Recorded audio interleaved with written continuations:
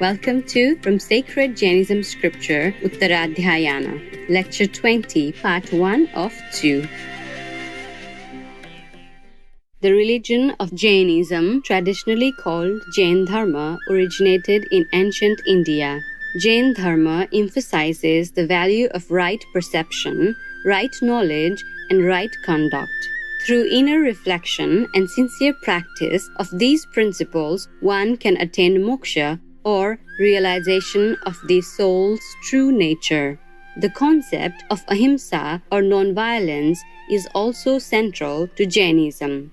Thus, with respect for all life, Jain practitioners follow a pure vegan or plant-based diet.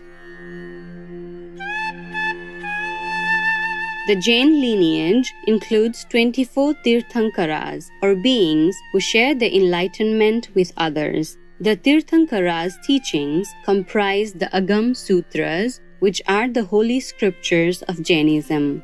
The 24th and last Tirthankara was Lord Mahavira, whose name means great hero. Born into a royal family in 599 BC, Prince Mahavira decided as a young man to pursue a solitary spiritual life. After 12 years of intensive meditation, he attained Kevala Jnana, or the highest wisdom. Lord Mahavira was known to face all obstacles with acceptance and forgiveness. He also shared discourses on spiritual truths, which formed the basis of present-day Jainism.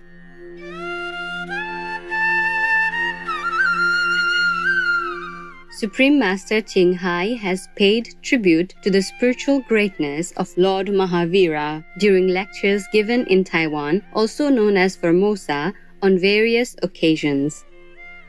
I don't know if anyone in the history of mankind could have done, or could be doing, or will be doing such an asceticism, such a sacrifice like the Lord Mahavira. We really salute him and are grateful. To all that he has to endure for enlightenment, for the sake of others, yes. All these sufferings are not for naught. They would benefit the world in some way or another, even without the Lord Mahavira knowing, or even without the world people knowing or being grateful for. We now invite you to listen to excerpts from the 20th lecture of Uttaradhyayana, one of the most important scriptures in Jainism. This lecture, called The Great Duty of the Nirgranthas, or Jain monks, describes a conversation between King Srineka and an ascetic saint. During their conversation, the saint explains to the king about the inner meaning of a true protector. 20th Lecture, The Great Duty of the Nirgranthas.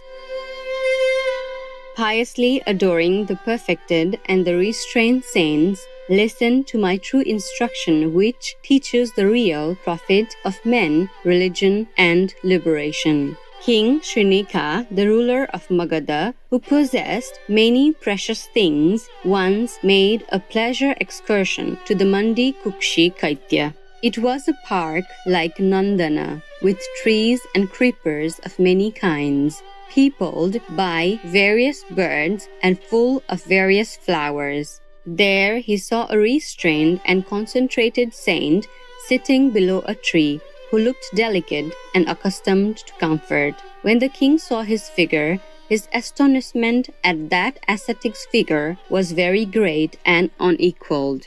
Oh, his color! Oh, his figure! Oh, the loveliness of the noble man! Oh, his tranquility! Oh, his perfection! Oh, his disregard for pleasures!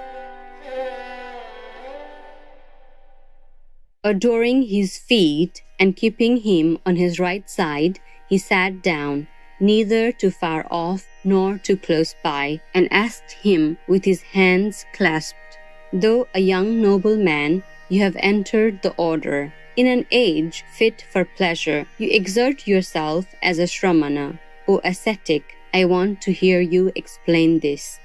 I am without a protector, O great king.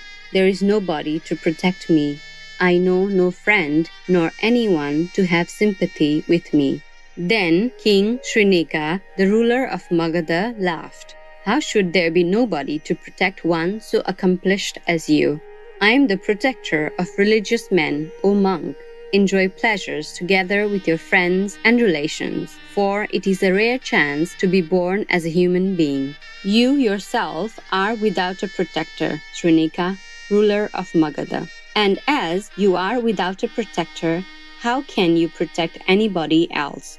When the saint had addressed this unprecedented speech to the king, who was greatly moved and astonished, and struck with astonishment, he answered, I have horses, elephants, and subjects, a town and a seraglio, harem, power and command, enjoy human pleasures, in possession of so great means which permit the owner to enjoy all pleasures.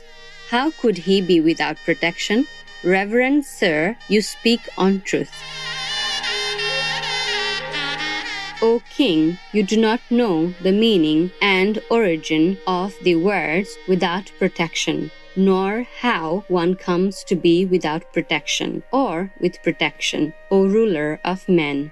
Hear, O great king, with an undistracted mind, in what way a man can be said to be without protection, and with what purpose I have said all this. There is a town Kausambi by name, which is among towns what Indra is among the gods. There lived my father, who possessed great wealth. In my childhood, O great king, I caught a very bad eye disease and a severe burning fever in all my limbs, O ruler of men. My eyes ached as if a cruel enemy thrust a sharp tool in the hollow of my body. In the back, the heart, and the head, I suffered dreadful and very keen pains, equal to a stroke of lightning. Then the best physicians came to my help, who cure by their medical art and by spells, who were versed in their science and well knew spells and roots. They tried to cure me according to the fourfold science, 4 branches of medical science which they had been taught, but they could not rid me of my pains. Hence I say that I am without protection. My father would have spent all he possessed for my sake, but he could not rid me of my pains. Hence I say that I am without protection. My mother, O great king, was agonized with grief about her son, but she could not, etc. O great king, my own brothers, the elder and younger ones, could not rid me of my pains, etc. O great king, my own sisters, the elder and younger ones, could not, etc. O great king, my loving and faithful wife moistened my chest with the tears of her eyes. The poor lady did not eat, nor drink, nor bathe, nor use perfumes, wreaths, and anointment with my knowledge or without it. O great king, she did not leave my side, even for a moment, but she could not rid me of my pains. Hence I say that I am without protection. Then I said, it is very hard to bear pains again and again in the endless circle of births. If I for once shall get rid of these great pains, I shall become a houseless monk, calm, restrained, and ceasing to act. While I thought so, I fell asleep, O ruler of men, and after that night my pains had vanished. Then in the morning of the next day I took leave of my relations and became a houseless monk, calm, restrained, and ceasing to act. Thus I became the protector of myself and of others besides, of all living beings, whether they move or not.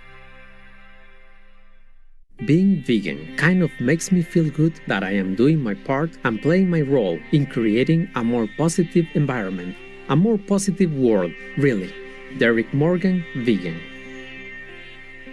Wise viewers, it's been a pleasure to have your company for today's show on Words of Wisdom.